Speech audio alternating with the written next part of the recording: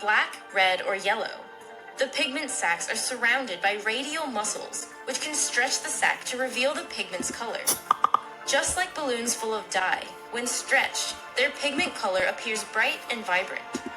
Depending on which sets of sacs an octopus opens or closes, it can produce patterns such as bands, stripes, or spots, helping to turn itself into a rock, a coral, or a kelp in an instant.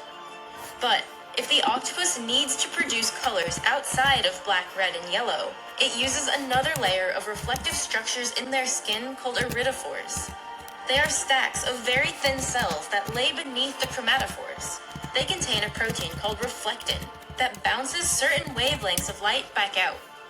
They are responsible for the metallic blues and greens that appear to shimmer on the skin of the octopus. Beneath that layer is yet another layer of reflective tissue called lucifores. These reflect ambient light, usually producing white hues. By combining reflection from the iridophores and lucifores with the correct patterning of the chromatophores, the octopus can create a very convincing copy of its surroundings. But the octopus has one more trick up its sleeve, allowing it to disappear in plain sight almost completely. Using a structure called papillae, it can change the texture of its skin, creating ridges and bumps that rise and fall. This helps the octopus match its surroundings even better. With all these tools, the shell-free, soft-bodied octopus has been able to deceive an ocean full of predators for millions of years.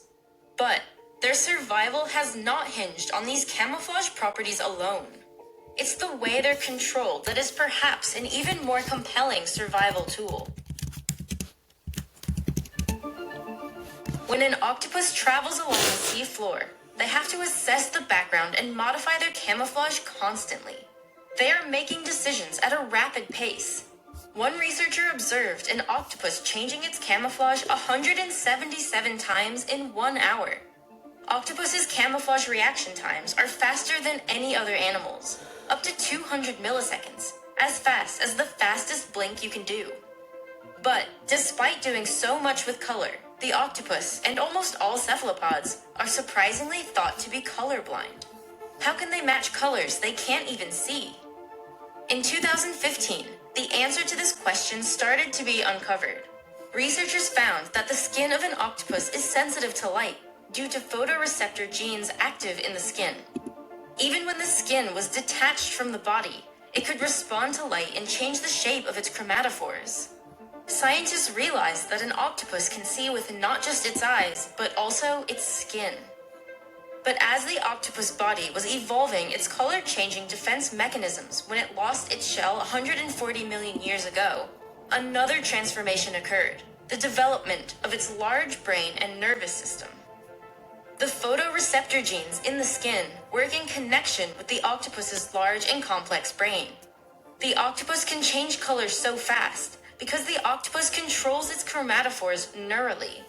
Other animals that can change color, like chameleons for example, take much longer because their color change is hormonally controlled. Hormones take time to get into the blood and distribute around the body. A color change can take over 20 seconds when controlled this way. Some researchers believe that color change in the octopus may be like breathing or blinking for us, something it can choose to do, but also something that can happen involuntarily. It can have awareness from its eyes and brain, but also throughout its body. The octopus nervous system is large like ours, but built with a different relationship between body and brain altogether. The common octopus has around 500 million neurons in its body. For comparison, humans have about 100 billion. Most invertebrates usually have much less. Snails have only 20,000. But cephalopods like the octopus score in the same range as many vertebrates, like cats, dogs, and parrots, more than any other invertebrate. And of their 500 million neurons, only a third are found in their brain. The majority are found in their 8 arms. And as strange as it sounds, this allows the octopus to, in a way, think with its arms. For a long time, scientists have known that a severed octopus arm can respond to stimuli an hour after being separated from the central brain. But a paper last year began to reveal the extent of this autonomy. Using video modeling, they observed the octopus as it explored objects in its tank and looked for food. The program quantified movements of the arms, tracking how the arms work together in synchrony, suggesting direction from the brain, or asynchronously, suggesting independent decision-making in each appendage. And they found that in the flow of information from the environment to the octopus, some information bypasses the central brain entirely. The suckers and arms can, in a way, think for themselves, allowing the octopus to analyze its environment extremely quickly and react with matching speed.